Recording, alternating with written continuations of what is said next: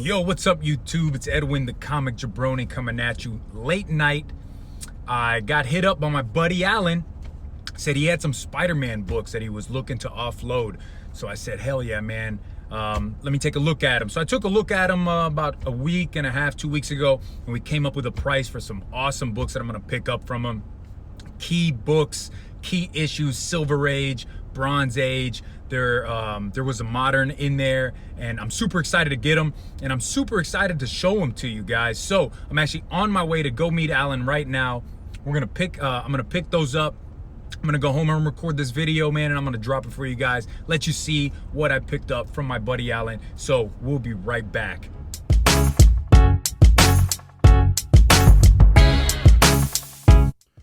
Yo, so welcome back, guys. As you saw in the beginning video before the intro, I met up with my friend, my buddy Alan, who I have talked about numerous times in the past, and I've picked up great books from him. Well, he had a long box full of amazing Spider-Man stuff, right? Amazing Spider-Man books, all the way from Silver Age up to like late 80s, early 90s, right? And he's figured, hey, you know, Edwin's trying to pick up some books, let me hit him up. And I went through them, and I'm always trying to add to my Spider-Man collection, especially from that series 1. And sure enough, there were some books in there that I've only really seen at maybe cons or behind the at the local comic shop. They'll have them up on the wall, and they're never at a price that I want to pay for them. But Alan had them, and he had them at a price that I just couldn't pass up the opportunity. So I wanted to show them to you. Talking about Alan, him and I are going to be at Big Texas Comic-Con this weekend on Saturday, hunting for some books together. So I'm going to try to get some footage of this Big Texas Comic-Con, and hopefully Alan will make his first full appearance on the Comic Jabroni Show. So this is just a haul video for you guys, showing off some books. Let's get into them. All right, guys. So like I said, I picked up books from the Silver Age, Bronze, and Modern. This is the first book. This is the earliest book in the Silver Age that I picked up from him, and that's going to be Amazing Spider-Man, issue number 40, written by Stan Lee.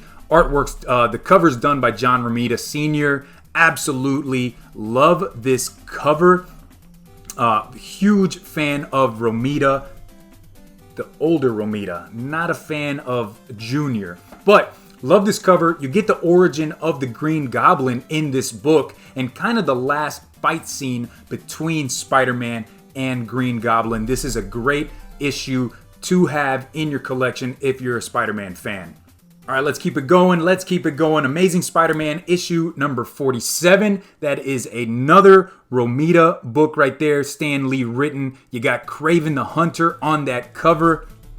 It is not Kraven's first appearance, but it is an early appearance of Kraven the Hunter. I really like this this cover with Kraven just dead center, and you got Spider-Man kind of just jumping around all over him. I really dig that cover, guys. Let's keep it going.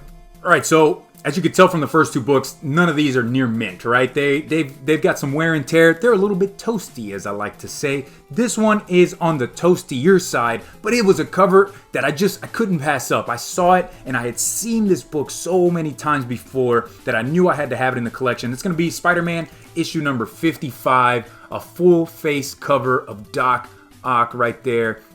As you could tell down here in the bottom, if you look at his teeth, he got some black teeth drawn in. So I still couldn't pass it up, man. It's a book, again, that I never really see out there in the wild. So for me to have a chance to pick it up, I wanted to. And to continue on with that, I actually picked up the next book too, and that's going to be issue number 56. So this is actually a key book in the Spider-Man world, because this is going to be the first appearance of Captain Stacy, right? Gwen Stacy's father is going to be in this book right here, and it's a 2-part story arc with Doc Ock, who I believe is one of the best rogues or villains in the Spider-Man universe. Is he number 1? That's up for debate.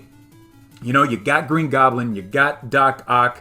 I wouldn't classify the Lizard as being in there, but I think, man, between Doc Ock and between Green Goblin, it's a toss-up, guys. Let's keep it going with the Spider-Man books.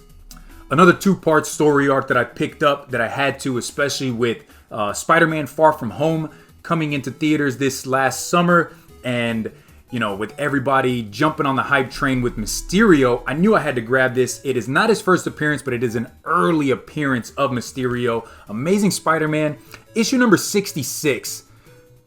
Dig that cover. Again, Romita on the artwork. You got Stan Lee writing.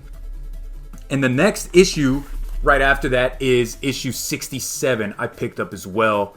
Couldn't pass it up. Mysterio's a cool villain, kind of a B-lister, I think, before this Far From Home movie came out, and then it really put him into the spotlight, into the limelight, rising to the top. But definitely had to pick it up. Wanted to get more Mysterio books in my collection. All right, here's one that I showed on Instagram a couple days ago, and this actually puts me in John's Comics with Kids #ManWolf Pack Club, something like that. It's going to be Amazing Spider-Man issue 124.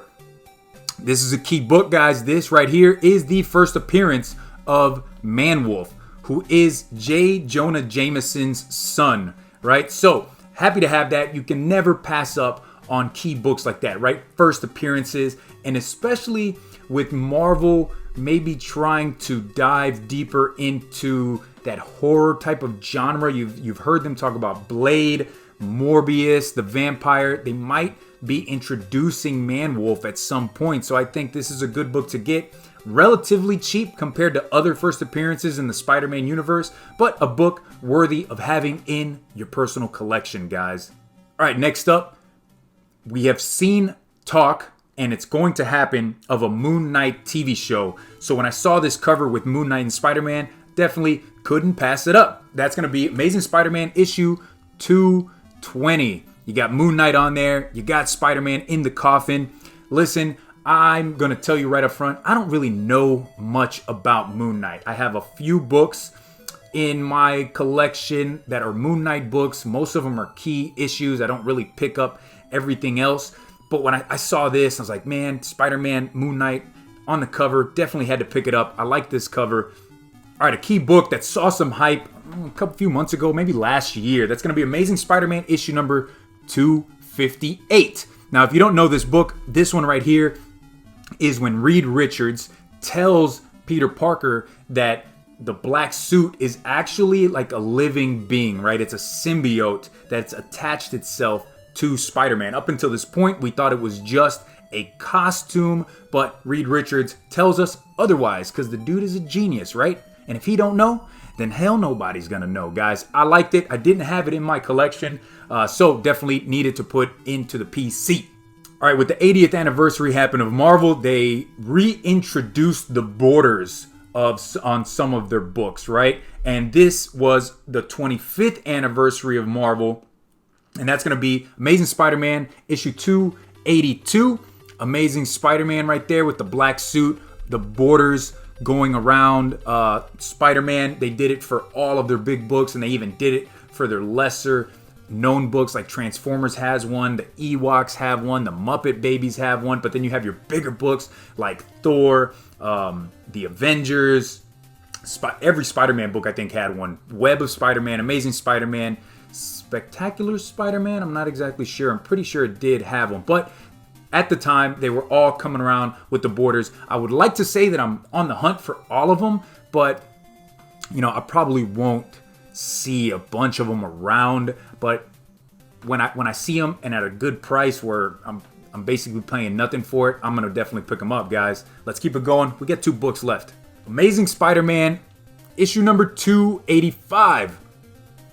Pick this up because I just, after issue 129, right, with the first appearance of Punisher, and then it's a Spider-Man book, anytime I can see, and I don't have that book, but anytime I see a book where Punisher is involved with Spider-Man, especially on the cover, and this really reminds me of the ongoing series for Punisher that came out in the 80s, where he's, on the side of the building looking into the window, and he's got that huge bazooka pointing into the apartment. This really reminds me of that. Like, Punisher, he knows no bounds. He has no ceiling. The dude will continue to outperform himself from the last time. So if he's got to shoot a bazooka into a crowded street of people just to kill one person, that is exactly what he's going to do, right? Although he says he doesn't kill innocents, but I'm pretty sure if you go back into the history Punisher, there's plenty of innocent bystanders that go by that die because of the things that he does. Anyways, dude, I love this issue. Let's get to the last one.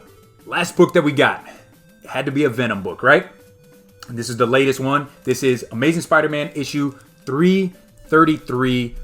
Cover art done by Eric Larson. I'm always looking for Venom covers, right? I dig Venom. I like that character.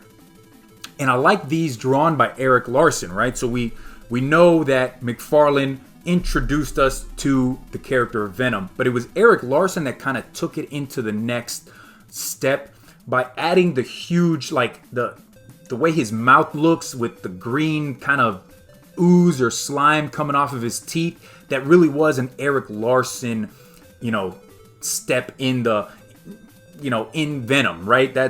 We didn't see that before, although this is a very early appearance, an early book in Venom. But I dig it, guys. Absolutely love picking up Venom covers. I can never have enough. So that's what I got from Alan, guys. It was 12 books. Got them at just a fantastic deal that I just couldn't pass up, and I needed to put them into my Amazing Spider-Man run in my personal collection. What did you guys think? Are any of these books ones that you have in your personal collection? Remember, this weekend, if you are in the San Antonio area, there is a Comic-Con going on. Big Texas Comic-Con. One of the big names that's going to be there is Gary Conway, right, who wrote that Amazing Spider-Man 129. He wrote that 124 that I have in here, first appearance of Man-Wolf. He also wrote a few DC books, Miss Marvel #1. I'm hoping to get him to sign a few books, maybe one or two. And if I can, I'll send them out to CGC.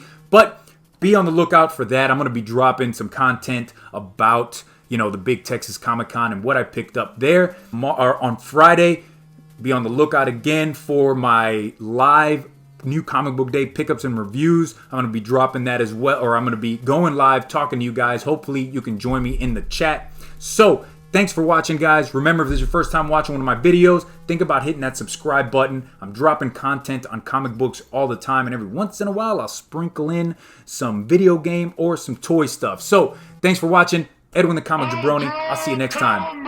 Peace.